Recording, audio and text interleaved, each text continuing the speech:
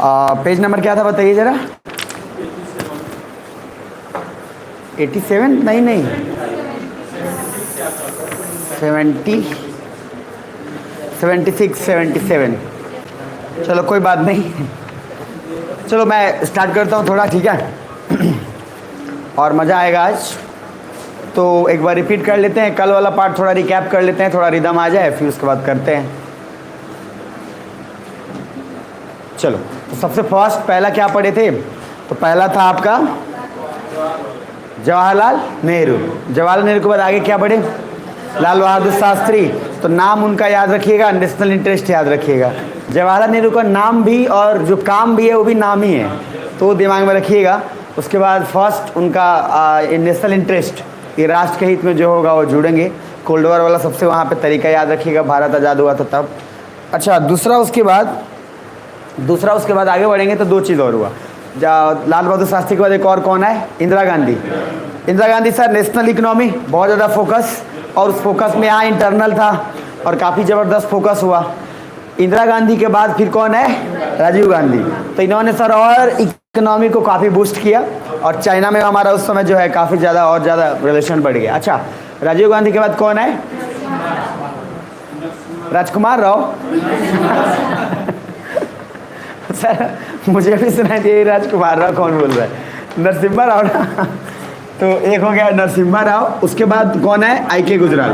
तो सर इन लोगों का कंट्रीब्यूशन अपने आप में बहुत बड़ा था। बात ये है ना सर कि बड़े नाम के आगे इन दोनों का नाम छुप गया।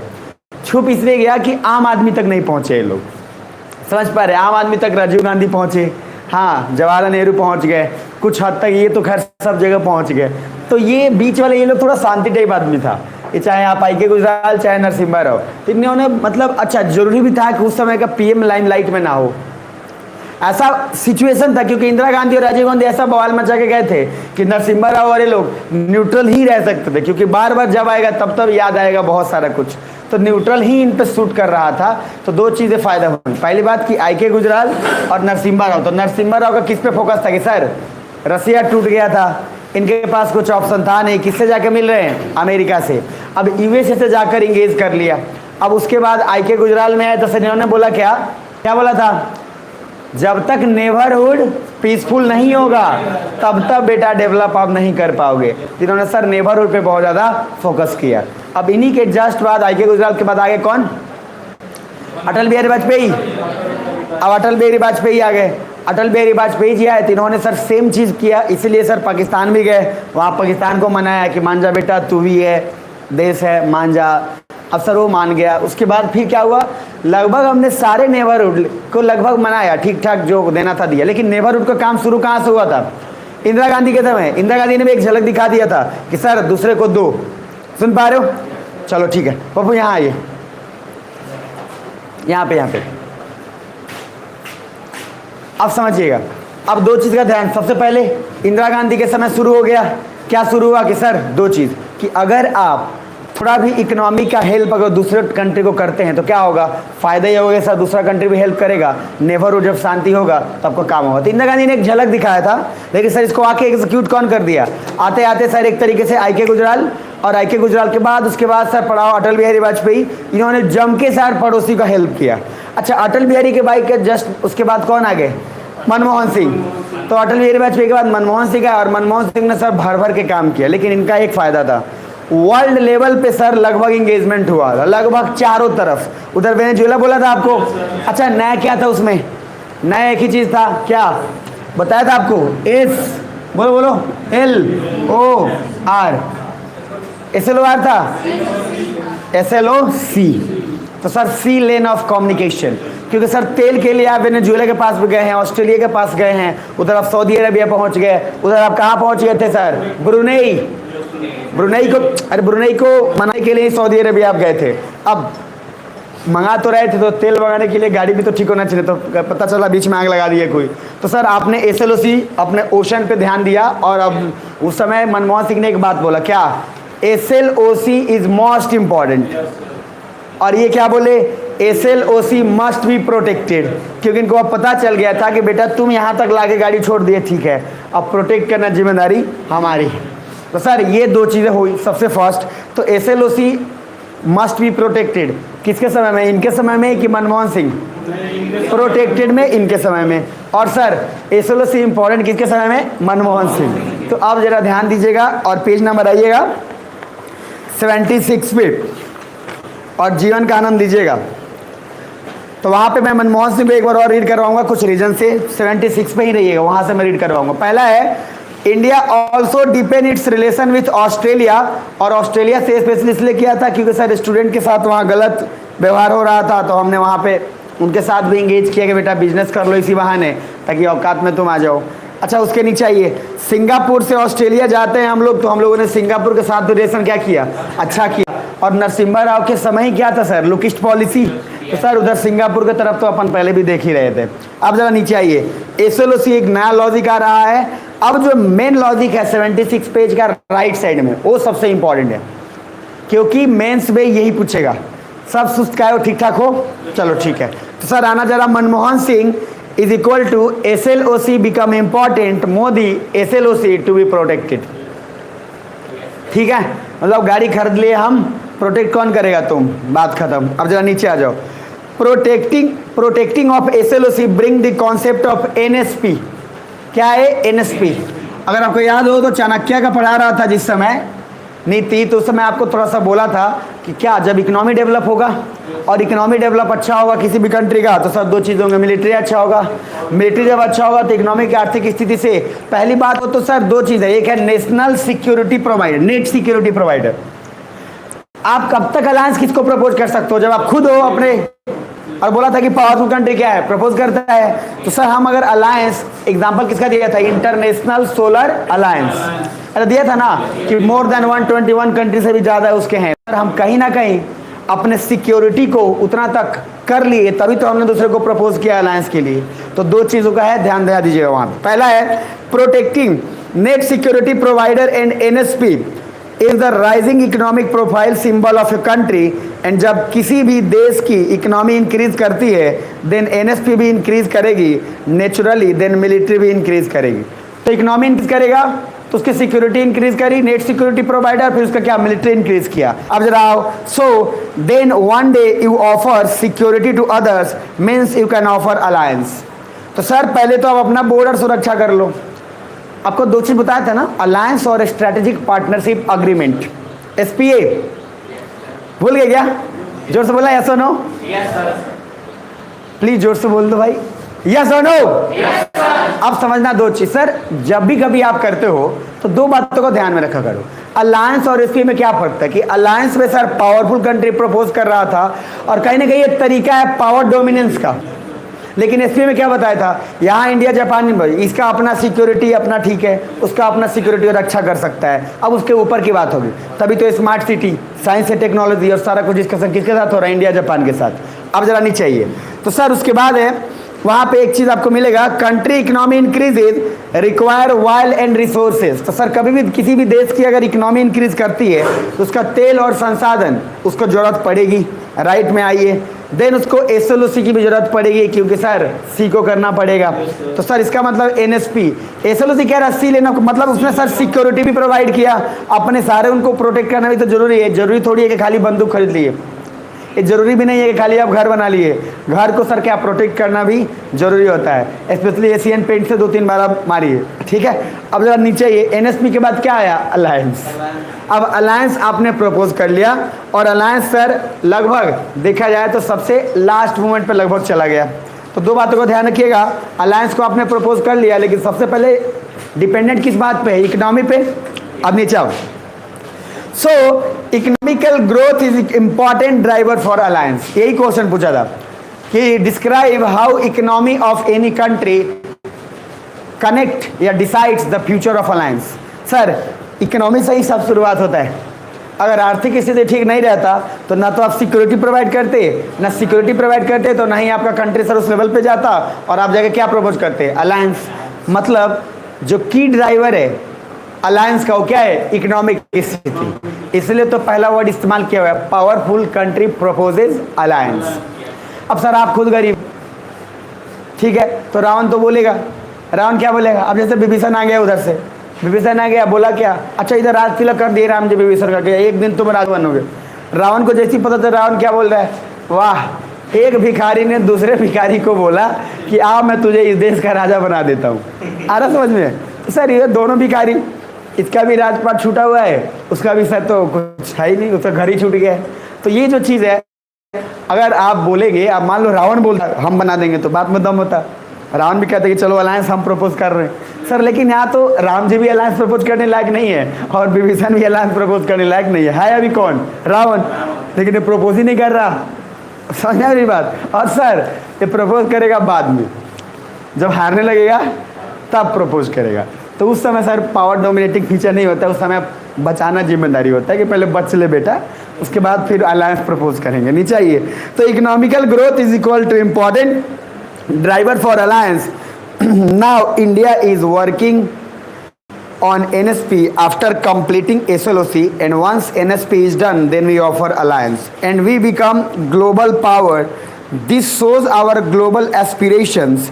So our every PM has worked on this way to go from economy to power to propose alliance. ठीक है, मतलब सर हम लोग कहाँ से कहाँ शुरू हुए? देखिए एक बार, मतलब इकोनॉमी से शुरू हो रहे हैं और इकोनॉमी से शुरू होते अभी तक हम आ चुके हैं मान लो एनएसपी तक। कहाँ तक? एनएसपी। सर बेसिकली हम लोग अलायंस भी तो प्रपोज कर ही दिए, लेकिन अलायंस हर मैटर में, हर चीज़ में हम प्रपोज तो नहीं कर पाएंगे अभी, लेकिन सर स्टार्टिंग तो हो गया और हम एनएसपी तक अपनी सिक्योरिटी प्रोवाइड तो कर ही लिए। जब एनएसपी तक हमारा सिक्योरिटी प्रोवाइड हो गया है तो हम सर अलायंस के बिल्कुल करीब हैं। और देखा देखी हमने सर सोलर अलायंस तो प्रपोज कर ही दिया है।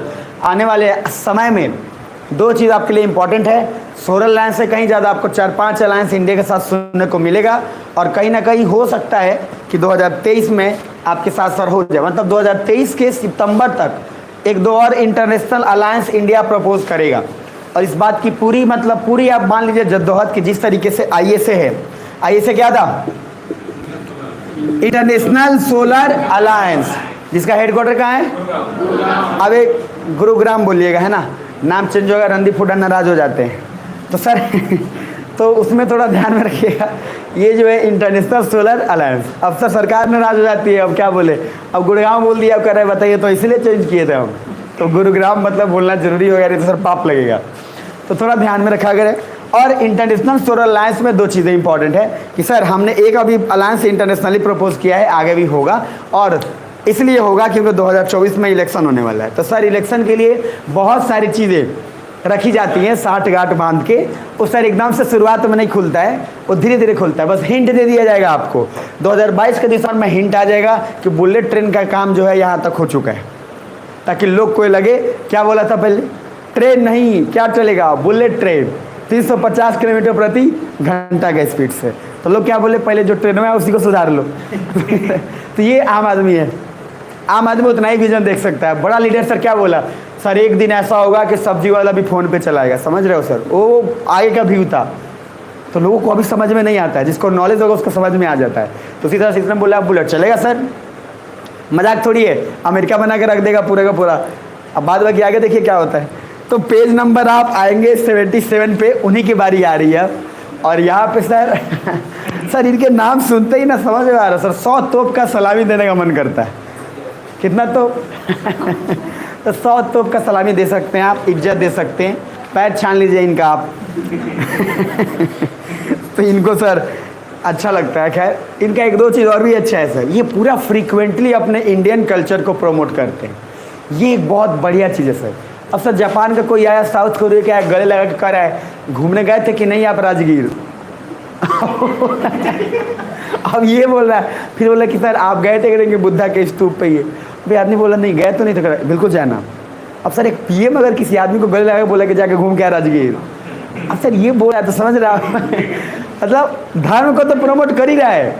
अच्छा बिजनेस माइंडेड है, टूरिज्म तो होगा ना सर, आप धर्म उनके उधर साइड हटाओ, आप जाओगे अच्छा वो आदमी सोच रहा है। हम मिलने आए थे PM से, वो स्पोर्ट्स डिपार्टमेंट से था, तो उसको सर आराम से गले लगा लिए, बोले कि कस के लगाया गले पूरा हिला के और तब पूछा गए थे यहाँ जाना अच्छा जगह है। अच्छा अयोध्या मंदिर के बारे में बोल दिया कि मस्ट गो अयोध्या, ज़बरदस्त मंदिर है। अब सर ये बोला कि फाइन बिल्कुल जाएंगे हम। अब सर ऑप्शन नहीं है उनके पास 10 लोग को बोला लेके जा, लेके जाए अब सर घुमा के आ गया। तो ये कल्चर का प्रमोट करना अच्छा चीज़ है, आप अच्छा करते हैं, ये बहुत बढ़िया चीज़ है।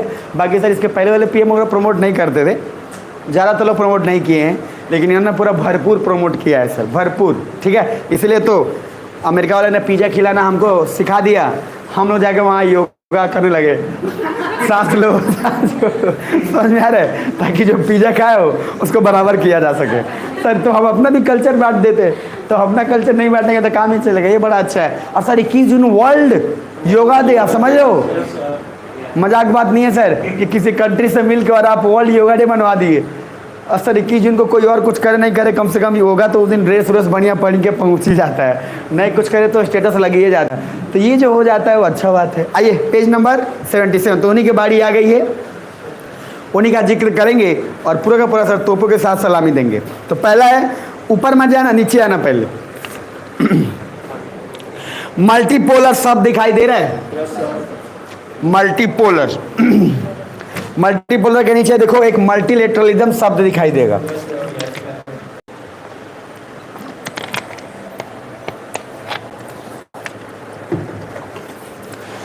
तो मल्टीपोलर और मल्टीपोलर में पहले क्या है, पहले मीनिंग समझो। यूनिपोलर याद था और बाइपोलर भी था, और ये क्या था, मल्टीपोलर। तो कोल्ड वॉर के समय कौन सा स्थिति था, यूनिपोलर की बाइपोलर? बाइपोलर ना। तो कोल्ड वॉर के समय सिचुएशन बाइपोलर था। सर मल्टीपोलर मतलब क्या कि सर अभी के करंट सिचुएशन में बहुत सारे कंट्री पावरफुल है, हमें पता भी नहीं है कौन जो अनसर्टेनिटी को और बढ़ा दिया कि घटा दिया, बढ़ा दिया। तो सोने पे अभागा नहीं सुहागा कर दिया, तो सोने पे कर दिया क्या, सुहागा। अब आ गया ना। नेक्स्ट, अब दो चीज सर और समझना। तो पहला है, India never supported unipolar and bipolar. India कभी भी सर ना तो यूनिपोलर को सपोर्ट करता था ना बाइपोलर को। इंडिया हमेशा इस बात में रहा है सर मल्टीपोलर होना चाहिए। इसलिए हर कंट्री अलग अलग तरीके से अपने अपने हिसाब से हो, कोई एक का या कोई दो का राज ना चले, और एक या दो कोई बहुत ज़्यादा सुपर डोमिनेट ना कर जाए। तो नीचे आइए, तो India never supported unipolar and bipolar because it restricts global ambition, so India can only achieve global aspiration when world is multipolar and multipolar is achieved by multilateralism। अब बताएंगे क्या है सर। इंडिया जानता है, सुनना ध्यान से, कि अगर इंडिया तभी डेवलप कर पाएगा जब पूरा का पूरा वर्ल्ड क्या हो, मल्टीपोलर हो। हर देश ट्राई करे कि सर हम जो खुद के हैं वो हम रहें अपने जैसा, मतलब उसमें कोई बहुत ज़्यादा चेंजेस ना हो। मतलब टर्की है तो टर्की क्या सोचेगा, सिंपल एक बात सोचेगा, सर एक ही चीज़ है क्या कि सर हमारा खुद का पहचान हो, खुद की आइडेंटिटी हो, हमको कोई और क्यों चलाएगा। और अमेरिका और जब रसिया सुपर पावर थे तो सर उन्हीं के अकॉर्डिंग चल रहा था ना, दो ही चीज़ चल रहा था, क्या, कैपिटलिस्ट वर्सेस कम्युनिस्ट। इसके अलावा कोई सर देश नहीं था क्या दुनिया में, सर था, लेकिन किसी का कोई आइडेंटिफिकेशन, कोई पहचान, सब विलुप्त हो गया। मतलब ये कुछ वैसा ही हो गया कि बड़े बड़े जायंट्स आए और सारे छोटे छोटे लोकल बिजनेसेस को खरीद लिए। समझ पा रहे मेरी बात, मतलब कि दुकान पहले था, आज उसी दुकान को क्या बड़े बड़े मॉल ने खरीद लिया, खरीद कर सर अपना काम करा लिया। आजकल क्या है, किराना दुकान का कॉन्सेप्ट धीरे धीरे खत्म होते जा रहा है, तो आजकल उसी दुकान को तोड़ के बढ़िया से थोड़ा मिनी मॉल की तरह बना लीजिए तो चल जाएगा। अच्छा उसको नहीं अपडेट करिएगा नहीं चलेगा, सामान सब रहेगा लेकिन लोग नहीं जाएंगे। कैसा लग रहा है, बेकार लग रहा है, क्योंकि आजकल के लोग को खरीदने नहीं जाना है, सेल्फी लेने जाना है। मतलब अब सर देखो आप ना मॉल में जाके पहले तो क्या देते हो, सेल्फी, और कुछ बाद में होगा। जो जो खरीदने आए हैं कभी देख लेंगे, अच्छा कुछ लोग ट्रायल मार के उसमें से खींच लेंगे, अब ट्रायल मार के खींच लिए उसके बाद लगा दिए स्टेटस। अच्छा जिसने देखा है वो भी कह रहा है भाई खरीद लेता, क्या के लिए तो उसमें से लगा दिया है, कम से कम खरीद लेता। कितना भी ब्लर करने की कोशिश करते हैं लेकिन शीशा रहता है ना सर, समझ में आ रहा है, वो दिख जाता है कि आप ऐसे सामने से दिख रहे हो।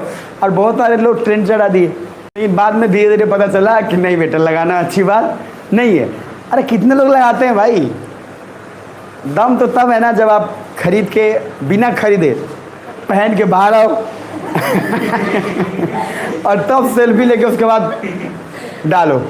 सर उस दिन हम आपको सैल्यूट करेंगे, समझ में आ रहा है। ऐसे बहुत लोग कर चुके होंगे वैसे। अरे बहुत अलग तरह से नुका के भाग जाते हैं भाई, पता ही नहीं समझ में आ रहा है। अब गार्ड को देखा, गार्ड मारा, ये दौड़ के भागा, गार्ड उसके पीछे भागा, उसके पास कुछ नहीं था, पीछे वाला लेके निकल गया। अब सर उसमें सेंसर है, आपको लगता है सेंसर है, उसमें डेटा जितना उसके पास है उतना ही होता है ना। हर उसमें डेटा जितना कलेक्शन, जैसे आपको स्कैन नहीं करता है वो, तो स्कैन क्या कर उसके पास डेटा है उतना है हर चीज़ का। अगर डेटा कोई मिस करा दे तो सर कोई भी लेके निकल जाएगा, कोई तकलीफ नहीं है। वो डेटा ही सब मेन चीज़ है उसका। अगर वो डेटा गायब कर दो, स्कैन नहीं हो रहा है भाई, कुछ नहीं होगा, आराम से उठा के भागो। अरे ऐसा करना नहीं तो सर जो देख रहा है क्या सिखा रहा है भाई। आ गया नेक्स्ट। सो पहला मैंने बोला कि इंडिया सर यूनिपोलर पे बिलीव करता है क्या? बाइपोलर पे नहीं, किस पे बिलीव करेगा? मल्टीपोलर। और कहता है ये तभी हो पाएगा जब सब के सब मल्टीपोलर तो हो ही, प्लस मल्टीपोलर अचीव हो पाएगा मल्टीलेटरलिज्म के द्वारा। और मल्टीलेटरलिज्म क्या है वहां देखो कुछ लिखा होगा, strategic autonomy plus omni alignment. तो पहला है strategic autonomy plus omni alignment. तो ऑटोनॉमी मतलब क्या होता है? स्वयं का शासन। तो पहला बात तो ये होना चाहिए। और दूसरा है ओमनी। आप एक सुने होंगे, ओमनी मतलब होता है जो हर जगह प्रेजेंट हो, ठीक, जैसे ओमनी प्रेजेंट बोल दिए, जो हर जगह व्याप्त हो। भगवान, तो भगवान कण में, खड़ में, खम्भ में, हर जगह क्या है? व्याप्त है। माथा में, कान में, सब जगह है। तो सर ओमनी मतलब क्या है? एवरीवेयर। और सर आप गाड़ी, एक कार का भी नाम आता था ओमनी, अभी भी आता है सर। वो किडनैपिंग करने वाला कार जो होता है, समझ रहे हैं? ऐसे गेट खोला और सर उसका एक ही, उसका कोई दूसरा यूज हमको आज तक नहीं दिखा। और जैसे ही गेट खुलता है लगता है भाई किडनैप करेगा ये। अच्छा बच्चा स्कूल का ड्रेस पहन के रेडी है। अब ऐसा ही किया, बैठ गया वो, सड़क से बंद किया। सर बंद उसे ऐसे करता है तो उसका दिमाग में परसेप्शन बन गया इससे खाली किडनैपिंग होता है, उसके अलावा कुछ नहीं होता। बाद में स्कूल वाले ने भी इस्तेमाल करना शुरू किया तो धीरे धीरे ओमनी का जो परसेप्शन है वो बदल गया कि ना भाई इस पे स्कूल भी जाया जा सकता है। समझ में बात? अब नीचा ही है। तो दूसरा है सर मल्टीलेटरलिज्म में स्ट्रैटेजिक ऑटोनॉमी। देखो स्ट्रैटेजिक ऑटोनॉमी मतलब क्या? हर कंट्री का सर स्ट्रैटेजिकली अपना स्वयं शासन के लिए कुछ ना कुछ सिस्टमेटिक ढंग तो चाहिए। प्लस क्या है? ओमनी अलाइनमेंट मतलब हर कोई हर से जुड़े, तब ज्यादा इंपॉर्टेंट है। अब बोला क्या? नॉन अलाइनमेंट मतलब किसी से जुड़ना नहीं है। और स्पेशली किन से? यूएसए और सुन पा रहे हो? तो यूएसए और अमेरिका, तो यूएसए और रसिया से ना जुड़े। यहां बोल रहे हैं ओमनी अलाइनमेंट। सर हर कोई हर किसी से जुड़े तब जाकर कोई कंट्री कभी भी डेवलप कर सकता है। और बात सही भी है। बोलते हैं ना कि इस दुनिया में कब किसका काम आ जाएगा कोई भरोसा नहीं है। कि जिसको ठुकरा के है तो उसी से काम पड़ गया। आप समझ पा रहे? उसी से काम पड़ा, फोन घुमाइए और माफ़ी मांगिए। सर मान लो आईएएस बन गया स्पेशली, तो बिहार और यूपी में ही होता है ना कि जितना ब्रेकअप हुआ उतना आईएएस बन। तो आप ये ब्रेकअप का काम प्रोसेस लगाए रखें ताकि आप जब तक आईएएस ना बने तब तक ब्रेकअप तो एक बार कर ही लीजिए, तब आप आईएएस बनने के चांस क्या है? बढ़ जाते हैं। अब सर क्या हुआ? आप कर लिए, वो बन गया आईएएस। अब आपको काम पड़ गया, जाके बनाना है क्या? आपको बनवाना है रिजर्वेशन सर्टिफिकेट। अब आप सर ब्लॉक में गए, देखो वहाँ पे भी छाए हुए हैं मैडम जी। अब कहा भाई ये तो वही है सर, आप जा ही नहीं रहे ऑफिस में। अच्छा पीए पे धरो, चल चल। लेकिन आप गेट पे जाते जाते प्राण सूख रहा है कि भाई बोलेंगे कैसे बोलेंगे। सर यही फ़र्क होता है रिजल्ट आने के बाद, बड़ा डिफरेंस हो जाता है। बता रहा हूँ, बर्दाश्त नहीं होता उस समय। समझ रहे हो कि यार साथ में थे अपन, एक बन गया, दूसरा इधर पान दुकान खोल दिया। और आया किस लिए? क्योंकि उसको बेटे का सर्टिफिकेट बनवाना है रिजर्वेशन का, ताकि आईएएस का एग्ज़ाम फिर दे सके। और कटअप जो है थोड़ा कम है। या कुछ लोग भी बताते हैं ना ईडब्ल्यूएस का, अरे बनता नहीं है क्या? ईडब्ल्यूएस क्या होता है? इकोनॉमिकली वीकर, जो कि हर जनरल वाला लेके बनवा के इसको कोशिश कर रहा है कि कम से कम 200% तो मिल ही लो। मतलब कि सर 10% हक है भाई आपका, एकदम लीजिए शौक से, बट कट ऑफ पार उसी पे करिएगा जितना आएगा। तो कोशिश करिए कि 115 लेके नंबर आए कि सर 95 से 100 के बीच में कहीं ठहर जाए। नहीं तो अगर कोई 95 ही सोच के रखा है तो फिर सर 10% भी काम नहीं आएगा। लेकिन कर सकते हैं आप। एक लड़के का ईडब्ल्यूएस में फ़ायदा हुआ था, बट उसमें इंपॉर्टेंट ये है कि 1 नंबर कट ऑफ से ज़्यादा होना चाहिए आपका। कट ऑफ से नीचे तो क्या फ़ायदा है? आवाइए नहीं। तो पहला है सर मल्टीपोलर तब होगा जब मल्टीलेटरलिज्म होगा। और मल्टीलेटरलिज्म का मीनिंग क्या है? ऑटोनोमस होना चाहिए और ओमनी अलाइनमेंट, हर कंट्री एक दूसरे से जुड़ा हुआ होना चाहिए, ना कि सिर्फ एक ही कंट्री दूसरे से जुड़े। अब सर आप देखो, हम लोग जैसे पक्ष ले लेते हैं कि अमेरिका है तो अमेरिका सर पाकिस्तान से जुड़ेगा, हम डिट्टो मान लिए, ये गलत है, ये गलत आइडिया है। समझ पा रहे हैं आप? हम मान लिया कि हमारा दोस्त है, कुछ ना कुछ करके रसिया से हम जुड़ी लेंगे, ये हमने गलत मान लिया है। क्योंकि सर किसी पर्टिकुलर एक ही कंट्री या एक ही डोमेन में रहना किसी कंट्री के डेवलपमेंट के लिए ठीक नहीं होता।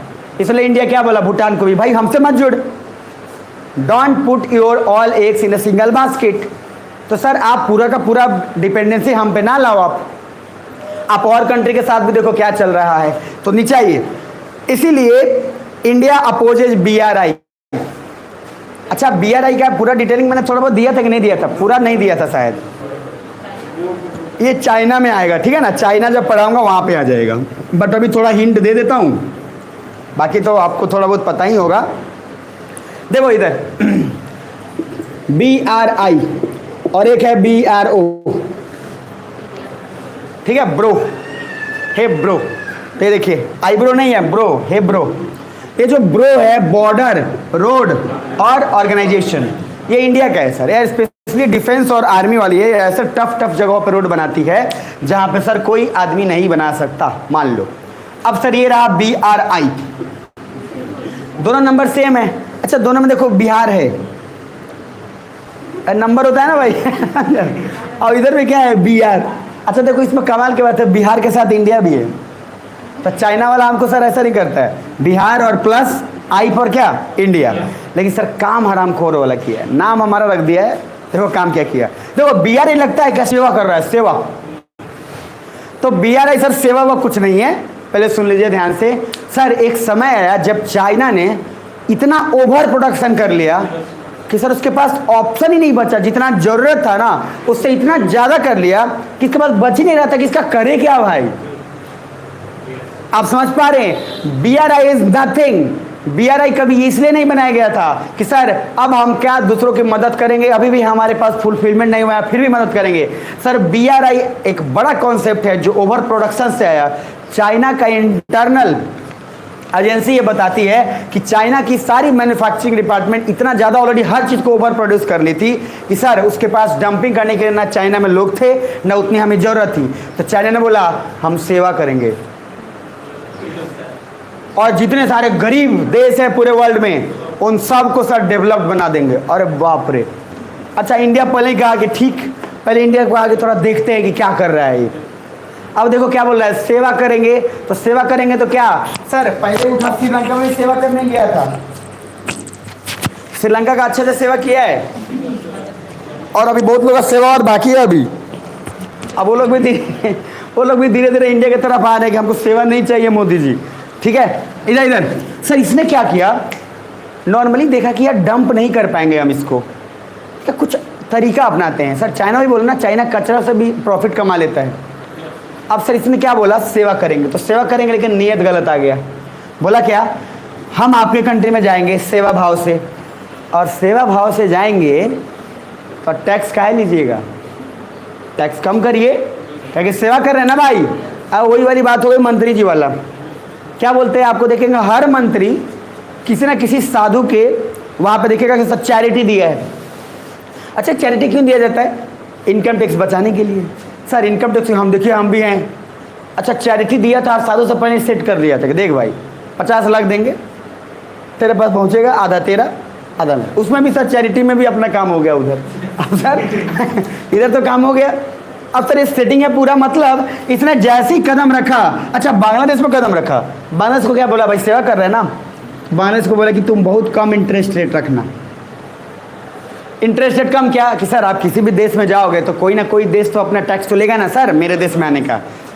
अच्छा तो जब अगर आप सेवा कर रहे हो तो भाई टैक्स पूरा दो। आप पहली बात ये कि जब आप सेवा के भाव से आए हो तो टैक्स पूरा दो ना किसी कंट्री का। आपने टैक्स भी बचा लिया, आप वहाँ पे चले भी गए, आपने इन्वेस्टमेंट किया, वहाँ का रोड मैन्युफैक्चरिंग डिपार्टमेंट इतना सारा आपने काम कर लिया। और इधर अब आप बोल रहे हैं कि देखो जी अगर नहीं चुका पाए तो जमीन जो है थोड़ा रखे रहिएगा, उसका हिसाब किताब हम कर लेंगे। तो सर ये कौन सा सेवा है जिस सेवा में आपने क्या किया, टैक्स भी बचा लिया, आप वहां जाके डेवलपमेंट कर। Sir India is the only country जो पहले सीधा आया और सीधा बोला we oppose strongly the initiative of BRI against China. ये कौन सा सेवा है। अच्छा हमने भी भूटान का सेवा किया था, सर उसमें और इसमें समझ लो सर, जमीन आसमान का फर्क है। और ये हर कंट्री में जाके सेवा के नाम पे अपना ओवर प्रोडक्शन एक तो डंप कर दिया, और दूसरा ओवर प्रोडक्शन डंप करने के बाद अपनी इकोनॉमी बढ़ा ही लिया। मतलब जो कचरा जो बेकार था उसके लिए उस चीज़ को भी अच्छे से यूज करके और सर अपना काम कर लिया, अब प्लस टैक्स बचा ही लिया।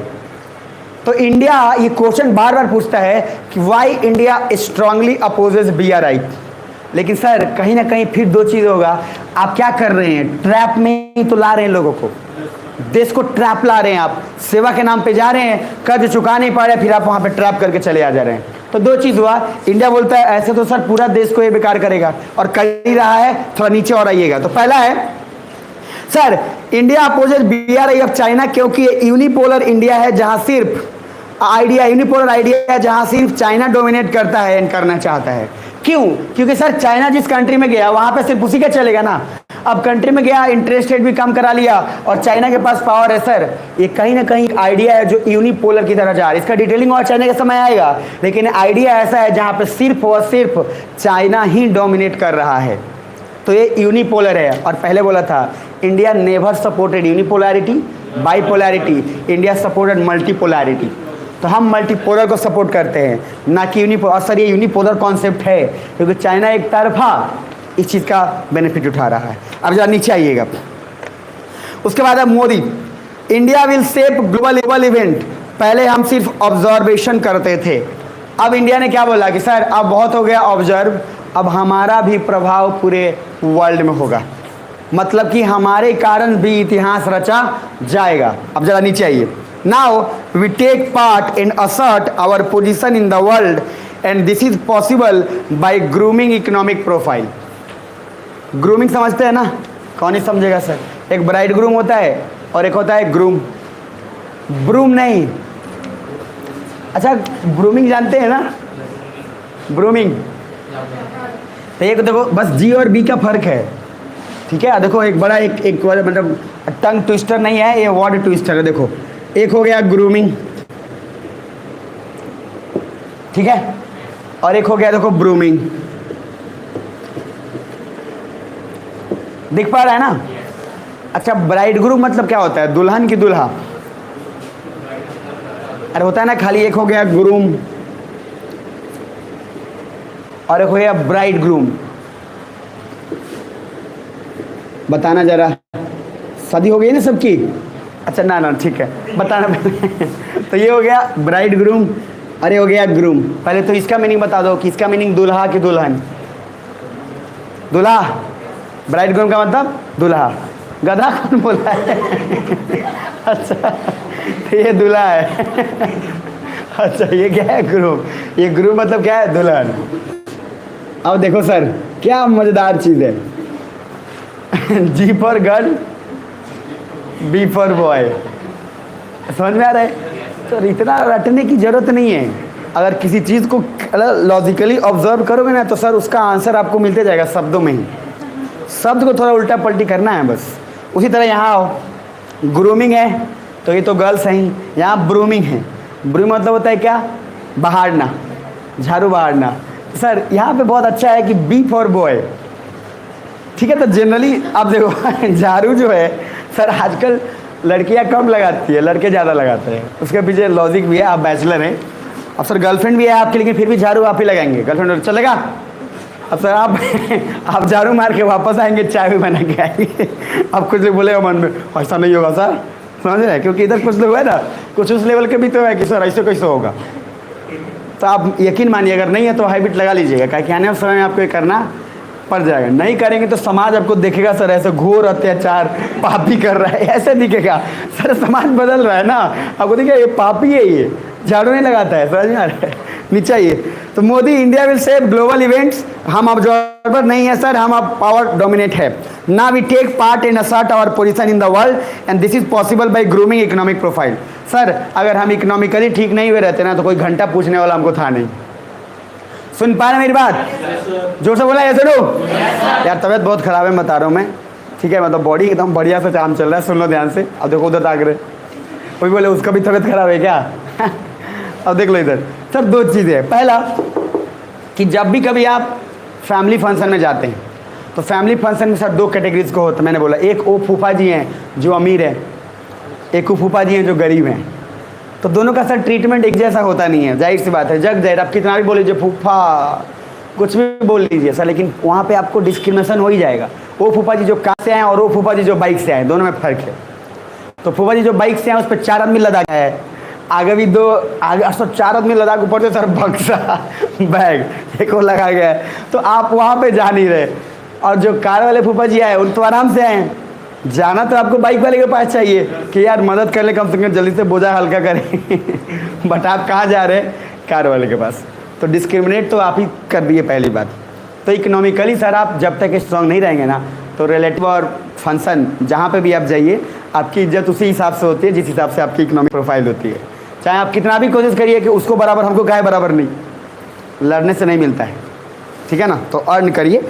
तो पहला है सर, इंडिया ने सेम चीज़ यही किया कि सर उसको पता था कि इज्जत मांगने उंगने से मिलने वाला नहीं है। अच्छा, इंदिरा गांधी ने क्यों डेवलप किया? यूएसए को आंख दिखा के आ गई। अब आंख दिखा के आ गई, सीधा बोली कि सर अगर हम डेवलप नहीं हुए तो उसके बाद अमेरिका फिर हम पे और ज़्यादा डोमिनेट कर जाएगा।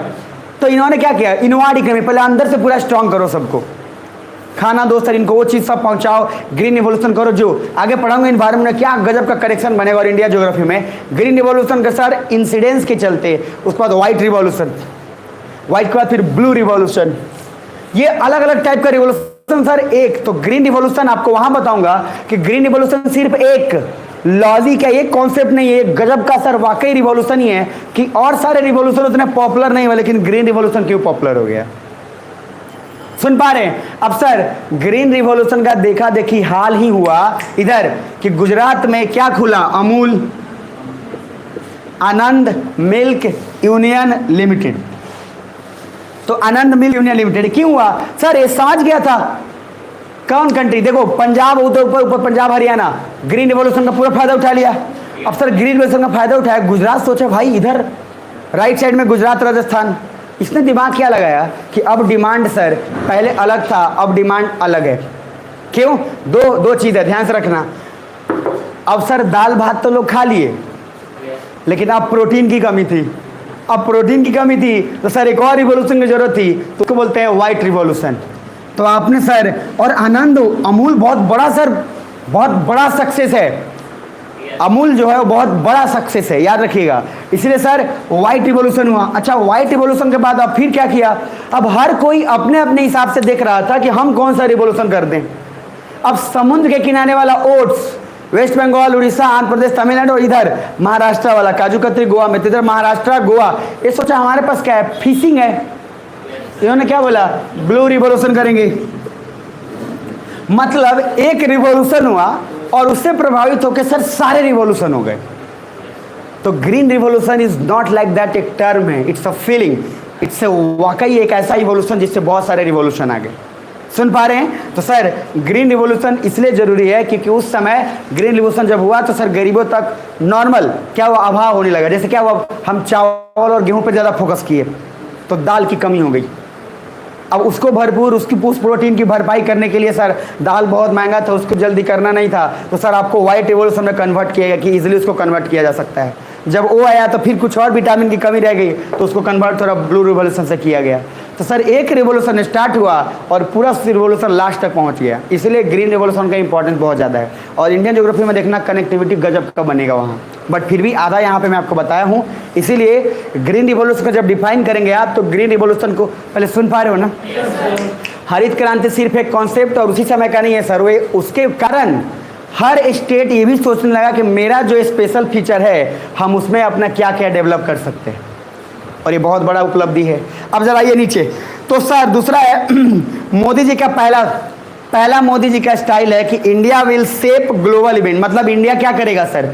ग्लोबल इवेंट में इधर, अब हम ब्रिक्स में भी बोलते हैं, चाहे कहीं भी बोलते हैं, तो हमारी बातें सुनी जाती हैं। तो अब हम इंटरनेशनली हर बात को, हर चीज़ को शेप कर रहे हैं, मेरे बातों का असर पड़ रहा है। सिर्फ हम बैठ के जाके, पहले क्या बोलते थे? पहले सर इंडिया का पीएम गए, सब लोग टीवी देख रहे हैं, कुछ बोला ही नहीं, ना कुछ सुना गया। क्यों सर? इकोनॉमिकली अपन ठीक नहीं थे। अब और इकोनॉमिकली ठीक नहीं भी है तो अभी लेके चलते हैं सर, एकदम आवाज़ भी सर बोल्ड, वैसे ही एकदम तुनक मिजाज भी सर पूरा गया बोला। मतलब कम से कम इकोनॉमिकली ना सही तो बोल के सही। और जैसे ही बोला तो बात सुना, अगर नहीं सुन रहा सर बीच में उठा दिया, चल सुन। सर गुजराती आदमी क्या है, जब तक अपना बात बोलेगा नहीं तब तक चुपचाप रहेगा नहीं, बोल के चुप हो जाएगा। अच्छा दूसरे तक तब बाद में असर पड़ेगा, क्या बोला है, बोल के सर चुप हो गया। ये सर सरफेस वेव की तरह होते हैं गुजराती, जैसे हथौड़ा मारा एकदम कस के एक पत्थर पे, बीच में मारा लेकिन असर पड़ेगा चारों तरफ। मेरे पास समझ में आ रही है तो सर चारों तरफ चनक गया, पूरा का पूरा क्रैक्स हो गए चारों तरफ। मारा कहाँ था, एक ही जगह, तो ऐसा जगह मारिए कि चारों तरफ से टूट जाए।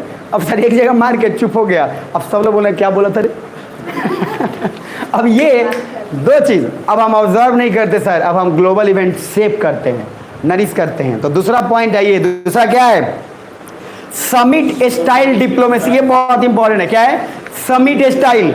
समिट स्टाइल समझते हैं, समझ जाइएगा, पहले देख लीजिए उसी वर्ड से, direct interaction with leaders, not like कि पहले ए से मिलो देन बी से मिलो, इधर सर। ये इनका बहुत अच्छा अप्रोच है, मैं बता दूं आपको पर्सनली, और इंसान, हर इंसान को लगभग ऐसा ही होना चाहिए। ये सर ए बी से मिलता उलता नहीं है, न्योता होता नहीं देता असिस्टेंट को, सीधा मान लो सी जिनपिंग है, फोन किया जिनपिंग इधर आ, जिनपिंग इधर कर रखे, मतलब डायरेक्ट जाकर उस आदमी से इन्वॉल्व हुआ, उसके असिस्टेंट और फलना ठिकाना से नहीं कि बार मेरा असिस्टेंट फॉर्मेलिटी के लिए कॉल कर, नहीं सर। आप गए चाइना में, क्या चाइना बुलाया था ना, झूला झुला रहा था चाइना में, याद है? अरे नहीं याद है, कांग्रेस वाला बोला था, ये देखिए झूला झुला रहे हैं, किसको, वही क्या नाम है उनका, अरे जिनपिंग नाम है ना कि सिंपिंग नाम है? अरे भाई चाइना के राष्ट्रपति का क्या नाम है? अब सर उनको झूला झुला रहे, कौन? ये तो डायरेक्ट सर ये leader to leader cut to cut बात करता है। अच्छा उधर गया सर, जहाँ भी गए हैं डोनाल्ड ट्रंप का खबर, बोले कि व्हाइट हाउस दिखाओ, हाँ समझ में, हमको घुमाओ। अब तो डोनाल्ड ट्रंप घुमा रहे हैं। अब सर ये जो डायरेक्ट है तरीका समिट स्टाइल डिप्लोमेसी का, पहले कोई पीएम नहीं करता था। पहले सारे पीएम, अच्छा बोलते भी हैं ये कि पहले सर इधर का पीएम जाता था, सब उधर बड़ा बड़ा पीएम, सर पकड़ कर टाइट पकड़ लिया इसको, बढ़ नहीं गए। अब इसी ये क्या है, ये कहते हैं क्या, हमने देखा यार वो लोग सब लंबे चौड़े, यार हमारे पीएम जा रहे, कस के पकड़ लिया। अब सर ये बड़ा, अब क्या करते हैं, पहले जाके हाथों दबा देते इतना जोर से दबाया क्यों, बोलता ओ भाई छोड़ दे। अब पहले ही दबा दिया कि गले मिल, अच्छा जैसे गले मिल जाता, रुक रुक हाथ तक ठीक है। तो ये इनका एक अलग अप्रोच रहा कि सर हाथ मतलब हाथ मिलाइए, ये गले लगने का जरूरी नहीं है। और सर जैसे उतरते आप देखेंगे हाथ ही लेके उतरेंगे इनका ये बहुत कि गला लेने का स्कोप नहीं है। पहले ही क्या किया, फ्लाइट से उतरे, हाथ लेके काम हो गया, ठीक है, आजा नीचे होते, बहुत बढ़िया है सर। हर पीएम को पहले दबा दिया जाता था, अब नहीं दबाया जाता है। अच्छा ये पहले ठोक भी देते हैं यहाँ पे, इतना कस के मारा हिल गया वो सोचता है भाई क्या कर रहा है ये, तो भी क्या करता है, अब कस के इधर। उसके बाद एक और दिखिएगा, आप फोटो खिंचवाना होता है, एक तरफ झंडा लगाया, दूसरी तरफ उस कंट्री का झंडा लगाया, बीच में फोटो चल रहा है, अरे होता है ना, पता क्या करते हैं, इधर खींच ले, इधर यहाँ बैठ गया। तो आप जो है सर इनका एक तरीका अलग है। अब ये वाला में नहीं है कि मतलब झुक के रहने वाला है, आप सर ये हिला देते हैं पहले ही कि ये ज़्यादा कुछ कर ही ना पाए नीचे आइए। उसके बाद है sir, so Modi directly interact with leader to solve issue immediately. अच्छा इसका एक फ़ायदा भी है, चाहे चाइना, यूएस से, जापान, रसिया, इजराइल, किसी से भी हो, चाइना के प्रेसिडेंट को बुलाया, इजराइल के नेतन्याहू से डायरेक्ट मिल लिया, तो जिससे मिलना है डायरेक्ट मिल लेता है। मन किया तो फिर पाकिस्तान चला गया, तो जो मन है सर जहाँ डायरेक्टली जाके मिल लिया सर, ये बीच वाला काम नहीं। अच्छा इसका फ़ायदा भी है, टाइम कम बचेगा ना, कोई काम अगर बोलना है डायरेक्टली बोल लो। अगर यही काम 1962 जब चाइना में पढ़ाऊँगा हो गया रहता ना, तो सर कॉन्फ्लिक्ट और शायद बाद में उतना बड़ा ये चीज़ नहीं होता, क्योंकि वहाँ सर अलग ही रह गया, बातें हुई लेकिन बातें खुल के नहीं हुई। ये रहते तो पक्का बोल देते, एकदम बोल देते। वहाँ मिसअंडरस्टैंडिंग हुआ, चाइना को लगा कि इंडिया बोलेगा, इंडिया को लगा कि चाइना बोलेगा। अच्छा दोनों मिले, दोनों में से कोई नहीं बोला, हो गया बवाल। बाद में पता चला बोल लेना चाहिए था। नीचे आइए, तो जो मन में है पहले ही बोल दीजिए। अब तीसरा है modernisation of military. Sir modernisation of military का बात ही क्या करें, मतलब शुरुआत तो उसी समय हो गया था जवाहरलाल नेहरू के समय। मैंने बोला था कि सर जवाहरलाल नेहरू पहले सजग हो गए थे कि 1962 में जब हमारा हार हुआ तो सर हम सोच लिए थे कि मिलिट्री को भैया सुदृढ़ करना पड़ेगा, क्या किसका फ़ायदा पाकिस्तान भी उठाएगा। और उसके बाद सर वही हुआ 1965, पाकिस्तान हम पे किया पलटवार और हमने तगड़ा जवाब दिया और पाकिस्तान शॉक हो गया। अच्छा जस्ट उसी के बाद देखो 1971, फिर 6 साल के अंदर आप फिर पाकिस्तान को मारते हो और इतना बड़ा सर मास मूवमेंट में सर पाकिस्तान को कन्वर्ट करके बांग्लादेश में बना देते हो। तो मिलिट्री अगर सुदृढ़ नहीं रहता तो सर इम्पॉसिबल था। तो एक प्रोसेस शुरू हुआ जवाहरलाल नेहरू के समय और सभी ने कंटिन्यू किया, तब जाके आज मिलिट्री एक मॉडर्नाइज मिलिट्री बन पाया। जरा नीचे आइए। तो मॉडर्नाइजेशन और मिलिट्री प्रायोरिटी लाया गया। सो engage with others and indigenous collectively promoted and we called it, उसमें नाम आत्मनिर्भर। तो आपने क्या बोला? आत्मनिर्भर। अच्छा ये आत्मनिर्भर सब सेल्फ रिलायंट, तो सेल्फ रिलायंट का भी आपको लॉजिक समझ में आएगा कि ये भी जवाहरलाल नेहरू से ही आया है। सर जवाहरलाल नेहरू कहते थे खुद के रहो, अरे भाई नॉन अलाइन रहो और खुद का रहो, आपको किसी का दूसरे का आइडिया लेने की जरूरत नहीं, आप खुद के। क्या है ये? आत्मनिर्भर नहीं तो और क्या है भाई? बस क्या बोला? वाइन सेम है, बॉटल बस अलग अलग हो गया, बाकी सारा का सारा कुछ। अब देखो फर्स्ट पॉइंट क्या बोला कि अब इंटरनेशनली हम ग्लोबल इवेंट को सेव करते हैं। अच्छा ये तो जवाहरलाल नेहरू ने भी सपना देखा था, उनमें भी पावर डोमिनेंस था। उसके बाद हर पीएम में चाहता था कि हमारा क्या है, एक अप्रोच, हमारा एक अलग स्टाइल हो, तभी तो नाम को फॉलो किया गया। नहीं तो हम अगर नहीं चाहते तो हम सर या तो यूएसए को ज्वाइन करते हैं, किसको ज्वाइन करते हैं? रसिया को। तो पहले था ये। अच्छा दूसरा पॉइंट क्या है? Summit style. ये थोड़ा एक न्यू यूनिक स्टाइल है। पहले सर डायरेक्टली नहीं मिला जाता था, अब डायरेक्टली मिला जाता है। लेकिन थर्ड सबसे इंपॉर्टेंट, मॉडर्नाइजेशन ऑफ मिलिट्री में सर कॉन्सेप्ट तो शुरुआत से ही था। अब नया क्या किया इसके आगे और भी पता चलेगा, इनका ज़्यादा काम है। आत्मनिर्भर में क्या बोला सर हमने कि हम, अच्छा एक और बात इधर, आत्मनिर्भर का पहली बात इस बात से मीनिंग नहीं है कि सारा का सारा चीज स्वदेशी होना चाहिए। इस बात को जरा समझ लीजिएगा गौर से, नहीं तो आत्मनिर्भर समझेंगे सारा स्वदेशी हो गया। सर आत्मनिर्भर का मीनिंग ये है कि हम इंगेज तो करेंगे सभी से, लेकिन ज़्यादा इंगेजमेंट जो हमारा होगा वो इंडिजिनसली लोकल हमारी कंट्रीज के होंगे। हमने ये नहीं बोल दिया, इस बात में समझिएगा सर डिप्लोमेटिक वर्ड है ये कि आत्मनिर्भर मतलब क्या? कंप्लीट देश में हमारे ही सर इम्पॉसिबल है। अभी हमारे पास उतना लेवल का रॉ मटेरियल और सब कुछ अवेलेबल नहीं है कि हम सारा कुछ इधर ही मैन्युफैक्चर कर लेंगे, हमें हेल्प लेना ही पड़ेगा। हाँ बस यही हो सकता है कि पहले मान लो होता था हम 80% डिपेंडेंट थे, अब ये हो सकता है कि सर हम उस पर मात्र 40% डिपेंडेंट हो जाए। एकदम से कोई कंट्री कभी भी आत्मनिर्भर नहीं हो जाता 1-2 सालों में, इट विल टेक टाइम। इसलिए सर जब भी कुछ होता है तो हमारा प्रोग्राम है कि 2030 तक जो है एकदम कंप्लीट स्वदेशी हो जाए और बाबा रामदेव का घी ना खाएं बल्कि हम स्वदेशी खाएं। आइए जरा नीचे। तो उसके बाद सर वी कॉल्ड इट आत्मनिर्भर, बट आत्मनिर्भर मतलब सिर्फ इनवर्ड नहीं बल्कि इंगेज विथ अदर्स, ताकि लोकल इंडिजिनस को डेवलप किया जा सके। इंडिजिनस मतलब क्या? लोकल, एक पर्टिकुलर कम्युनिटी। अब जरा नीचे आइए। Modi favour multipolar world to achieve global aspirations by multilateralism. तो मोदी ने क्या फेवर किया? मल्टीपोलर वर्ल्ड, किसके थ्रू? मल्टीलेटरलिज्म के थ्रू। और इसका मीनिंग क्या है सर? Global aspirations. आपकी जो अपनी चाह है कि आप एक डोमिनेट करें, वो तभी पॉसिबल हो सकता है जब आप मल्टीपोलर को सपोर्ट करें और मल्टीलेटरलिज्म के थ्रू चले। सुनो इधर, मल्टीलेटरलिज्म क्या बोला था? जोर से बोला एक बार, यस और नो? अच्छा जो सोना है जिसको सो सकता है, हवा बढ़िया चल रहा है, पीछे चौकी लगा है, बस क्लास के बाद सो लेना। अब ध्यान से समझो, मल्टीलेटरलिज्म में क्या? सेल्फ ऑटोनोमस हो गया और प्लस क्या बोला था? Omni alignment. तो हर कोई हर किसी से जुड़े भी और प्लस खुद स्ट्रैटेजिक उसका अपना सिस्टम हो कि उसको क्या करना है। अब सर राइट में आना नहीं, उसके ऊपर टॉप में जाना। Modi, India will use omni alignment means we will engage with anyone that supports our national interest। ये कहाँ का शब्द है सर? जवाहरलाल नेहरू का। हम सेम वही चीज़ क्या बोल रहे हैं कि क्या बोलते हैं बार बार मोदी जी की, जो हमारे राष्ट्र हित में हो। तो सर ये ना देखना, ये बड़ा गैम्बलिंग बड़ा अच्छा करते हैं। नेशनल इंटरेस्ट नहीं वर्ड यूज करेंगे, ये बोलेंगे राष्ट्र हित, देश के हित में जो है, ऐसे सर समझ लिए।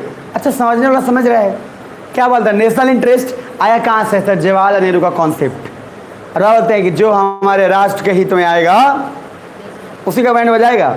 मतलब कि जो चीज़ है कि जो सपोर्ट करेगा जो हमारे नेशनल इंटरेस्ट में, उसको क्या करेंगे सर? हम उससे इंगेज करेंगे। ये तो सब लोग बोल दिया है भाई।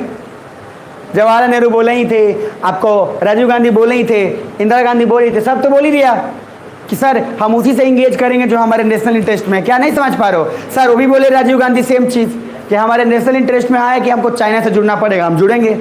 अब सर आगे आगे अब उसके बाद नरसिम्हा राव को क्या था कि यूएसए से जुड़ना पड़ेगा क्योंकि हमारा नेशनल इंटरेस्ट है, हम जुड़ेंगे। इन्होंने भी तो कौन सा नया शब्द बोल दिया। लेकिन सर मोदी है, हर हर मोदी घर घर मोदी, भौकाल पूरा फैलाए हुए नीचे आइए। बट इनडायरेक्टली यही आइडिया तो नॉन अलाइनमेंट का था। So idea is same, word is change, old wine in new bottle. मतलब वही है सर, समझ में आ रहा है? तो वाइन तो वही है, बॉटल खाली क्या हुआ है, बदल गया है। सुन पा रहे हैं? चलो सर बहुत बढ़िया कि संडे का खुमार चढ़ा हुआ आप लोग पे। चलिए ठीक है, खुमार से बचिएगा। दोस्तों नीचे ये स्ट्रैटेजिक ऑटोनॉमी, स्ट्रैटेजिक ऑटोनॉमी का ऊपर मीनिंग लिखा हुआ है, मीन्स इंडिपेंडेंट प्लस ऑटोनॉमी। तो independence plus autonomy which is same as नाम।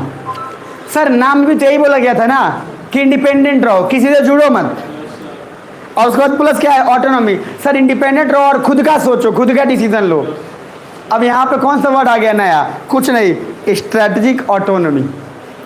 मतलब नाम को आपने अलग अलग शब्दों में पिरो दिया, और यहाँ कहने के लिए मोदी है तो मुमकिन है। अब मुमकिन क्या है भाई, वो भगवान जाने। लेकिन सर पूरा का पूरा भौकाल फैलाए हुए हैं। तो दो चीज़ सर, नाम का ही कॉन्सेप्ट मोदी जी बोल रहे हैं, दारू सेम है, बॉटल अलग हो गया है। सुन पा रहे हैं? जरा राइट में आइए, एक बार कोई पढ़ दीजिए, हमें पढ़ देते हैं। आप लोग थक गए होंगे है ना सुन सुन के थक गए होंगे, तो आ जाइए। अच्छा ये सब चीज़ लिखना होता है ना अभी, समझ रहे हैं? अभी एक क्लास में मैं आराम से वाहवाही लूटता, एक पेज में पूरा लिखवाता, 45 मिनट में क्लास ख़त्म करवाता। आप भी जाते पूरा मेहनत किए हैं, और ऐसे कोर्स चलता 10 साल और 10 साल बाद बोलते सर अब तो ये जो एक्सपायर करने वाला है, सिलेबस वह कब कंप्लीट होगा? तो सर जो लॉजिक है यहाँ पे जो आपको देने का, ये लॉजिक इसलिए है कि आपका टाइम सेव हो। इसका मतलब ये नहीं है कि आप बिल्कुल सुस्त लुल पुल पड़ जाएं। तो आगे से मैं कोशिश करूँगा कि जो ये चीज़ है इसको मैं लिखवाने की कोशिश करूँ, ताकि आप लोग जो है करें। सर आप बस इतना दिमाग में रखना कि जो भी चीज़ क्लास में बोलते हैं ना, क्लास में अगर चुपचाप खाली सुन रहे हो बढ़िया से, हाई वाला सुनना नहीं होता है कुछ भी वाला सुनते हैं। अच्छा थोड़ा देर बाद उनको रियलाइज़ होता है ये बात, तो ये वाला सुनना नहीं, दूसरा वाला सुनना। मोदी ब्रॉट अबाउट, एक बार पढ़ लीजिए, कौन पढ़ेगा? हाँ पढ़ लीजिए। IFP क्या है? Indian foreign policy. हाँ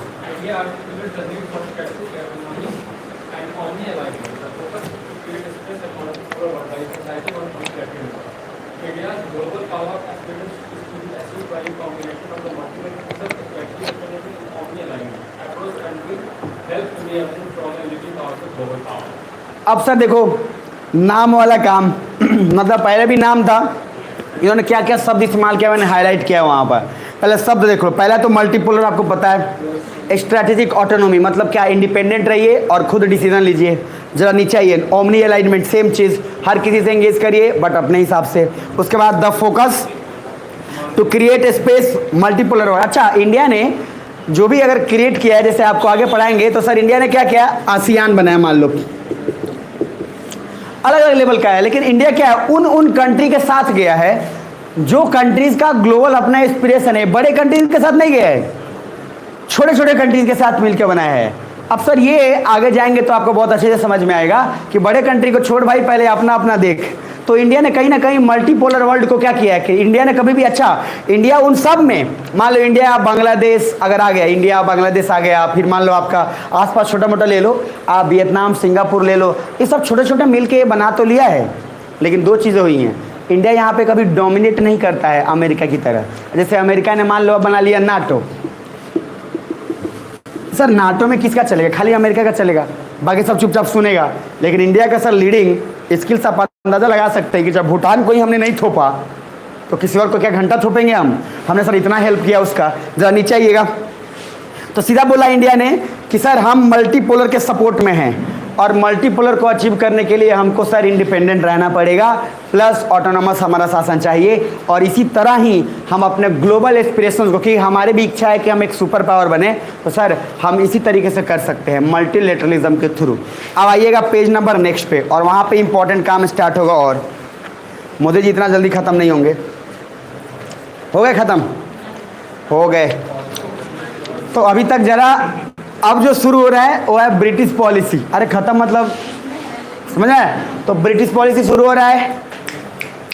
दो चीज़ बस थोड़ा सा पढ़ाऊंगा आज, ठीक है? तो पहला मैंने बोला है कि सर फॉरेन पॉलिसी बोला था ना। फॉरेन पॉलिसी में सर आपका और सारे कंट्री के साथ क्या क्या है वो पढ़े हम लोग। तो शुरुआत में कहाँ से कहाँ तक था एक बार प्लीज रिपीट कर लो और फिर आगे बढ़ेंगे। तो पहला बोलो, पहला जवाहरलाल नेहरू, दूसरा लाल बहादुर शास्त्री, तीसरा इंदिरा गांधी, राजीव गांधी, नरसिम्हा राव, आई.के. गुजराल और वाजपेयी, उसके बाद मनमोहन सिंह और उसके बाद नरेंद्र मोदी। यहाँ तक याद रहेगा? बहुत बढ़िया सर। अब हम फिर इन पूरे का पढ़ेंगे, लेकिन कौन सा पॉलिसी पढ़ेंगे? नेबरहुड पॉलिसी, कि हमारे पड़ोसी के लिए हमने क्या क्या और सोचा, क्योंकि पड़ोसी के लिए स्पेशली हम पूरी कचौड़ी बना के रखते हैं ना। तो पड़ोसी के लिए हमने क्या क्या रखा है वो देखेंगे। तो पेज नंबर आएगा 78 पे और जीवन का आनंद लीजिएगा। तो ब्रिटिश पॉलिसी है, तो हम पहले अंग्रेजों से शुरुआत करते हैं कि अंग्रेज आखिर क्या क्या अपनाया था नियम, कि अंग्रेज ब्रिटिश के लिए, मतलब ब्रिटिश जो है नेबरहुड के लिए, इंडिया के आसपास जो देश था उसके लिए कौन कौन सा पॉलिसी अपनाया था। पढ़ाऊँ कि छोड़ दूँ? पढ़ा लेते हैं। आइए जरा 78 में है, राइट साइड वाला पहले पढ़ दो कोई। सॉलिड राइट, हाँ राइट साइड वाला पढ़िए जरा, page number 78। Policy was to create, अच्छा बफर स्टेट मैंने बताया तो था आपको ना, मैंने बोला था ना कि सर आप क्या हो उसको बस खंबा की तरह आगे खड़ा कर दो। मतलब कि आपने उसकी इसलिए किया ताकि सर कोई भी कंट्री आए तो आप तक पहुंचने से पहले इससे भीड़ ले, ठीक है, मतलब किसी तरीके से। तो पहला है policy was to create buffer states, policy was double line of defence and policy of reversal slope. The objective was to keep Russian advance at bay from their attack. मैंने पहले भी बोला था कि सर हमने क्या किया था और ब्रिटिशर्स ने क्या किया था कि अफगानिस्तान में आने से पहले तक हमने अफगानिस्तान को भी बफर स्टेट बनाया था कि अगर रसिया आए तो उधर अफगानिस्तान से भी लड़े। अच्छा हमने चाइना को भी अंग्रेज ने हरामखोर ने बफर स्टेट बनाया था। चाइना को, अच्छा चाइना के स्टोरी मैंने पढ़ाया था नहीं पढ़ाया था? नहीं पढ़ाया था? अच्छा नहीं पढ़ाया था, चलो मैं थोड़ा आइडिया एक बार बता देता हूँ, बाकी डिटेलिंग भी उसका तो वहाँ पर हम लोग कर ही लेंगे। तो चाइना में सर सिंपली ऐसे हुआ था, ध्यान से देखना, वहाँ पर एक था पहले मिंग डायनेस्टी। अच्छा मिंग डायनेस्टी और दो डायनेस्टी वहाँ पे है, मिंग और किंग। तो सुनना, एक है किंग और एक है मिंग। एक किंग के वाला नहीं है, एक क्यू वाला है। अब सर एक किंग और मिंग डायनेस्टी क्या है, बस अभी के लिए आप दिमाग में रखिएगा, इसका डिटेलिंग करेंगे वहाँ पे हम पूरा। दो चीज़ ध्यान में रखिएगा कि जैसे ही ये दो, पहले से चाइना का दोनों डायनेस्टी हमेशा से इनवर्ट रहा है, ओपन इकोनॉमी नहीं रहा है। मतलब ये लोग बाहरी देशों से जुड़ना नहीं चाहते थे, लोग चाहते थे हमारा अपना अंदर हो, अपना काम चले, ठीक है, इसमें कोई दिक्कत नहीं है। अच्छा ब्रिटिशर्स का नियम रहता था कि सर वो हमेशा बाहर से जुड़ना चाहते थे, मतलब कि उनको सर बिजनेस के अलावा कुछ सूझता नहीं था। अब बिजनेस के अलावा जब सूझेगा नहीं तो सर कुछ ना कुछ तो गड़बड़ है। इधर देख लीजिए ध्यान से। तो सर क्या हुआ, दो चीज़ें हुई।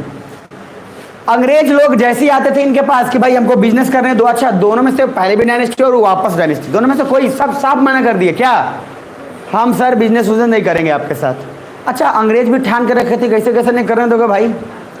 सर ये हरामखोरी क्या किया, ड्रग्स देना शुरू किया वहाँ के चाइना सारे यंग को। जैसे ही ड्रग्स देना शुरू किया तो ड्रग्स का लत लगा। अब ड्रग्स का लत लगा मतलब वो ड्रग्स किस तरह का था, ओपीएम, जिसको आप लोग अफीम भी बोलते हैं। अब सर ये देना शुरू किया, वहाँ का लत लगा तो डिमांड बढ़ा सर, ब्रिटिश को एंट्री मिल गया। अच्छा इन चाइना को ये बात पता चल गया कि ये सब कुछ कौन कर रहा है, अंग्रेज, लेकिन उसको रोक नहीं पा रहा था क्योंकि उसको पता था कि हम लड़ेंगे हम हार जाएंगे। लेकिन फिर भी एक बार मना करने के बाद दोबारा फिर हिम्मत हुआ, फिर लड़ाई हुआ, ब्रिटिशर्स बड़ा मार के सर उसके बाद बोला कि सुन भाई हमको तुम में कोई इंटरेस्ट नहीं है, सीधा सा बात है तुम अपना राज करो, हमको बस महीने का महीना 1.5 लाख पहुँचा देना। मेरी बात अरे बस हमको खाली बिजनेस करने दो, और हम बिजनेस करने दो, हमको और तुमसे कुछ नहीं चाहिए। अब सर ये मान गया, चलो ठीक है, लेकिन सर यहाँ से दो चीज़ें हुई। सबसे फर्स्ट कि चाइना में ब्रिटिशर्स ने उसको क्या बोला कि तुम बस ऊपर से और भी जो सारे कंट्री हैं या और भी जो फ्रांस या जो भी, उन सबको खाली आने मत देना, तुम अपना राज करना और हमारे तक पहुँचने ही मत देना, पहुँचने से पहले ही ख़त्म कर देना। तो अंग्रेज़ों ने चाइना को भी बफर स्टेट बनाया और इधर अफगानिस्तान को भी बफर स्टेट बनाया, और सर बफर स्टेट बना के आराम से इंडिया को सेफ रखा। तो कुछ लोग पता है क्या बोलते हैं, बहुत बढ़िया हुआ कि अंग्रेज हम पे राज किया। ये तो पहला ये स्टेटमेंट गलत हो गया कि हरामखोर, बढ़िया हुआ कि हम पे क्या किया, राज। अरे बेवकूफ़ आदमी, आज़ादी इससे बड़ा इस दुनिया में कोई चीज़ नहीं है। जितना सारा कुछ आप कर रहे हैं ना, इस जितना सारा कुछ आपका हर स्टेप आप अपनी आज़ादी चाहते हैं, हर स्टेप में आप अपने डिसीजन, आपका हर एक स्टेप डिसाइड करने वाला कि आप आज़ाद रहना चाहते हैं। मेरी बात समझ में आ रही है? आप पढ़ रहे हैं, इंडिपेंडेंट रहना चाहते हैं, आप जो भी चाह रहे हैं उसमें सर इंडिपेंडेंस के लिए चाह रहे हैं, और आज़ादी इतनी जब प्यारी होती है फिर भी आप बंधने की कोशिश कर जाते हैं।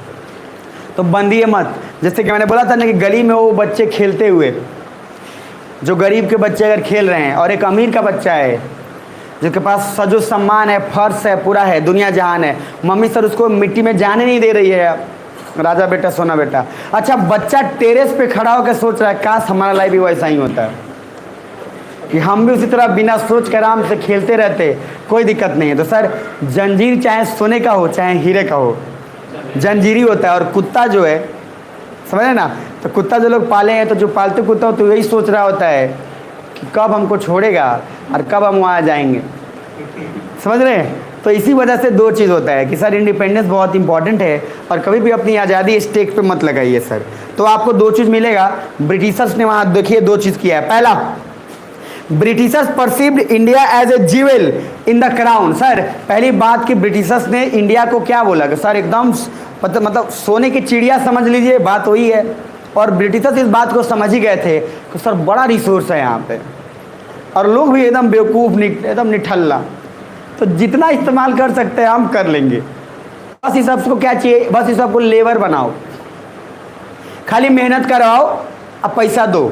इस सब अपने से आइडिया नहीं लेना चाहेगा। इंडिया के लोग बस यही चाहता है खाली मेहनत करे, पैसा कमाए, अपने से रिस्क लेने का क्षमता जीरो हो गया। आईएएस नहीं बनेंगे, बस कमाएंगे, 9 से 5 आके खाएंगे और टीवी देखेंगे, और उसके बाद बोलेंगे कि देखो तो आईएएस कितना करप्टेड हो गया है। नीचे आइए। India not only famous for resource, British का चॉइस भी था क्योंकि यहाँ से फिनिश्ड गुड को एक्सपोर्ट करते थे।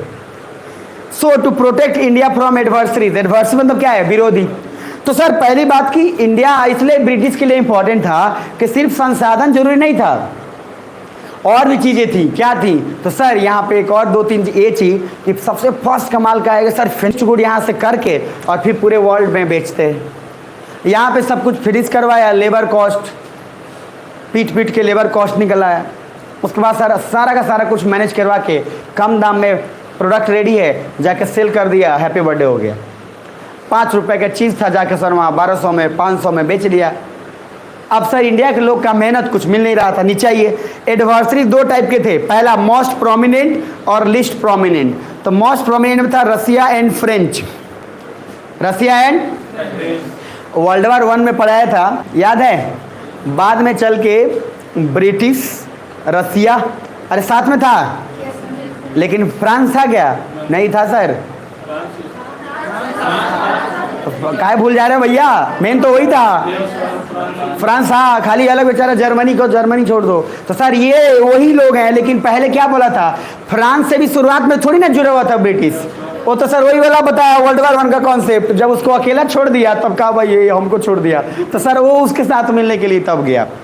और इसी के चलते कंबोडिया, लाओस, वियतनाम के समय इंडिया में बॉर्डर डिस्प्यूट्स काफ़ी जल्दी ब्रिटिश और फ्रांस सुलझा लिया अपना। सुन पा रहे हैं? तो सर ये पूरा का पूरा मामला उधर का था, लेकिन फिर भी जब आए थे रिसोर्स लेने तो फ्रांस भी आया था उधर से। सब तो सर पूरा कचरा किया था ना वर्ल्ड का, स्क्रैम्बल ऑफ द वर्ल्ड, सबको इंडस्ट्रियल रिवोल्यूशन करना था। तो सर फ्रांस भी आया था, यूरोपियन का आगमन हुआ ना, तो सबका हुआ। फ्रांस भी आया, पुर्तगाल भी आ रहा है, डच भी आ रहा है, इधर से सब आ रहे हैं, तो अंग्रेज भी तो सारा आएगा। अब जब आएगा तो पहले क्या करता है, WWE की लड़ाई देखते हैं, कितने लोग देखते हैं? देखबे की होंगे? सुन पा रहे हैं? देखिए रोमानियर का नाम आ गया। अब क्या होता है, जैसे उसमें एक होता है, एक रिंग वाला होता है लड़ाई कि गिरा दिया केज की तरह, और उसमें क्या होता है, अब 4-5 लोगों को भेज दिया और बोला भैया जो अकेले बच गया, मेरे पास समझ में, तो जीत गया। तो पहले क्या करता है, सब 4 गोड़ा मिल के, 4 जन मिलकर पहले सोचता है जो सबसे स्ट्रांग पर इसको मार। अच्छा, स्ट्रांग ये सोच रहा होता है कि अगर 2 जन स्ट्रांग है तो दोनों स्ट्रांग सोच कर पहले लल्लू पल्लू को भगाओ, उसके बाद हम दोनों लड़ लेंगे आपस में। मेरी बात समझ में आ रही है? तो 2 लॉजिक हो सकता है कि 4 आदमी मिल के एक स्ट्रांग को हटाना चाहेगा। अब सर यहाँ पे सेम यूरोप की तरफ पड़ोसी बहुत सारे आए हैं, तो पहले क्या सोचेगा, पहले आपस में लड़ के निपटा लो, उसके बाद सर जो ज़्यादा पावरफुल आएगा फिर उससे निपटेंगे। इन सब को निपटा दिया कौन? ब्रिटिश। तो पहले हिस्ट्री में यही आप पढ़ेंगे तो क्या है, सब आए थे, सबसे लड़ाई हो रहा है, ब्रिटिश का फ्रांस से, ब्रिटिश का पुर्तगाल से, सबसे होता गया। ब्रिटिश ने एकाएक करके सबको हरा दिया, एक सुपर पावर बन गया। अब सर उसके अंदर बात खत्म। तो सर दुश्मनी तो सबके अंदर था। तो पहला उसमें ये फर्स्ट रसिया और दूसरा था फ्रेंच। अब सर लिस्ट प्रोमिनेंट में था जर्मनी और चाइना। तो लिस्ट प्रोमिनेंट क्यों था जर्मनी और चाइना? क्योंकि चाइना को भी तो बफर स्टेट बनाया ही था, जर्मनी अभी तो बेचारा अलग अलग था। बोला था ना कि जर्मनी आगे आके आपका 1800 कब 89 और उसके करीब से आके क्या यूनिफिकेशन होना शुरू होगा। अब इधर आओ नीचे, 1853 से 56 दिख रहा है, देख लो, 1853 से 56 तक जो है क्रीमियन वार रसिया हार गया by British and French and Ottoman empire. So Russia insecure हो गया, इसलिए रसिया ने एक्सपैंड करना शुरू किया। अब जब एक्सपैंड करना शुरू किया तो सर उसने बाहर देखना शुरू किया कि अंदर? बाहर। सर उसने एक्सपैंड शुरू किया और प्लस इनोवेशन साथ में चल ही रहा था। अब सर नीचे आइए, 1917 तक जार निकोलस, आप नाम भी सुने होंगे लेकिन फिर भी जार्स, तो जार्स ने राज किया रसिया पे, इसलिए रसिया ने इंपेरियलिज्म पे ज़्यादा फोकस किया, क्योंकि इफ़ दे कोलोनाइज देन एक दिन वो लोग आज़ादी के लिए कुछ ना कुछ तो करेंगे, तो why to waste energy and resource. Russia समझदार निकला। रसिया जानता था कि सर आज अगर हम किसी को भी कोलोनाइज करते हैं तो कल ये एफर्ट मारेगा और फिर हमको छोड़ के जाना पड़ेगा। तो काहे के लिए हम सर अपना एनर्जी बर्बाद करें, उससे बढ़िया है कि खाली संसाधन दो, सरकार तुम चलाओ। आप समझ पा रहे हो? और रसिया इस बात को अच्छे से समझ गया था, लेकिन अंग्रेज समझे नहीं थे। अब इनका सर वही एक ही सपना था, सब पे राज करना है। जरा नीचे आइए, बट 2 चीज पेंसिल तो आजादी के बाद पेंसिल नहीं। अब आइए 17 आइए, आफ्टर इंडिपेंडेंस इंडिया का। अच्छा एक फायदा भी है, अगर इन्होंने बहुत सारे एरिया कैप्चर किया है तो सब किसका हो गया? इंडिया का।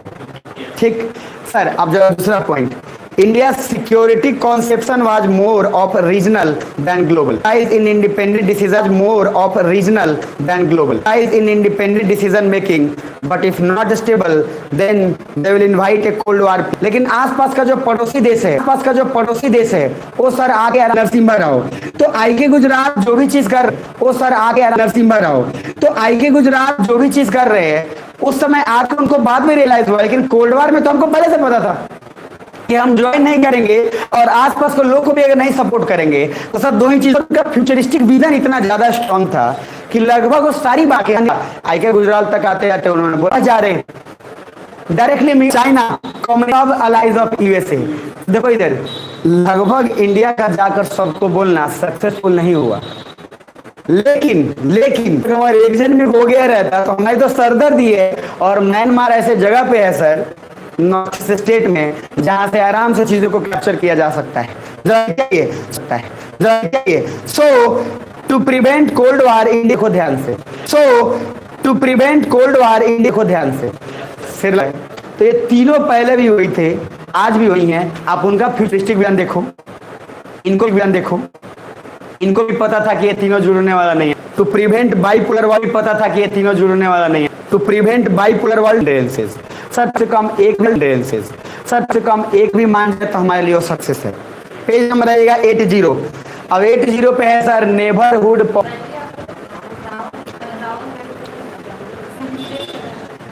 जोर से बोलो, नहीं सुनाई दे रहा है।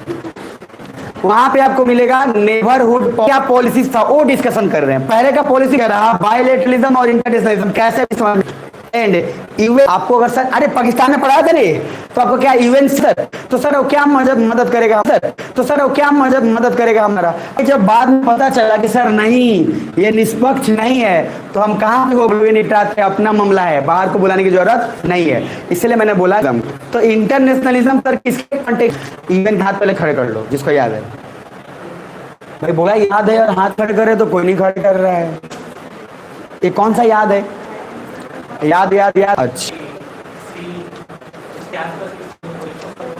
अच्छा अब लगभग अभी क्राइम बात से मुझे लगता है सबको दे दे याद आ गया होगा। उसमें सब उसको हाँ हूँ बेइज्जती वाला काम नहीं होगा। तो इंडो और पाक वाला है, मतलब जब कभी कोई बाहरी कंट्री अगर इंडिया से इंगेज करता था तो ये देखता था कि पाकिस्तान पे क्या क्या इस्तेमाल किया जाता है, India and Pakistan, India and Pakistan. सुन पा रहे? बहुत बढ़िया। अब दो चीज का ध्यान रखिएगा। तो पहला क्या, अभी याद है कि नहीं याद है? तो पहले हाइफन था तो हाइफनेशन, अब सर हाइफन सिंबल नहीं है, एक बहुत बड़ा कॉन्सेप्ट है। तो सर नीचे आइए, याद रखा करिए, इसलिए बोला हूं कि जरा रिवाइज करते रहा करिए, फंस जाइएगा। आप लोग ऐसे भी काफी तेजी जा रहे हैं, बहुत कम मौका मिलेगा आप लोग को, इसलिए प्रॉब्लम है तो आपस में मिलकर सॉल्व कर लेते हैं। Why will we go to US और यूएन? तो इसीलिए तो हम चाइना के मुद्दे को और उसके विवाद को हम लेके कहीं यह कहना बहुत आसान है कि इंडिया को यूएन के पास नहीं जाना चाहिए था, बट उस समय का सिचुएशन, ये कहना आसान है कि सर नहीं जाना चाहिए था India, my life my rules sir, और उन्होंने बड़े अच्छे से बोला भी था माई लाइफ माई रूल्स, और जहां मन वहां पियेंगे प्लेयर्स। ठीक है, बाइलेटरल प्रैक्टिस्ड अच्छा दिखाई नहीं दे रहा, practised a mixture of bilateralism and internationalism was to keep the cold war players away from doorstep of India. तो मेरा ऑब्जेक्टिव नेहरू जी का भी क्या था कि किसी भी तरीके से वो करवा के भगा दे, ठीक। अच्छा आगे, however A partial success was achieved. Partial success कहाँ अचीव हुआ? Myanmar, China become active participant in cold war. लेकिन पाकिस्तान और चाइना लगभग सर ज्यादा स्ट्रांगली उस कोल्ड वॉर में आ गया और कहीं ना कहीं एक्टिव पार्टिसिपेंट बन गया, क्योंकि यूएसए ने पाकिस्तान को सपोर्ट किया ही, और सर उधर रसिया ने किसको? चाइना को। आगे आ जाना था। और भाई तुम्हें प्लेबिसाइड याद है ना? तो आज asserted the need for exercising power in Indian ocean. तो इंडिया ने सर एक तरीके से इंडियन ओशन में अपना दमखम और अपने पावर को बिलीव करने की कोशिश किया। अच्छा देखो, जब नेबरहुड पॉलिसी उस समय इंडियन ओशन में आज नहीं तो कल, ये बहुत इंपॉर्टेंट, देख लेते हैं और चलते हैं, ठीक है? 12 बज गया क्या?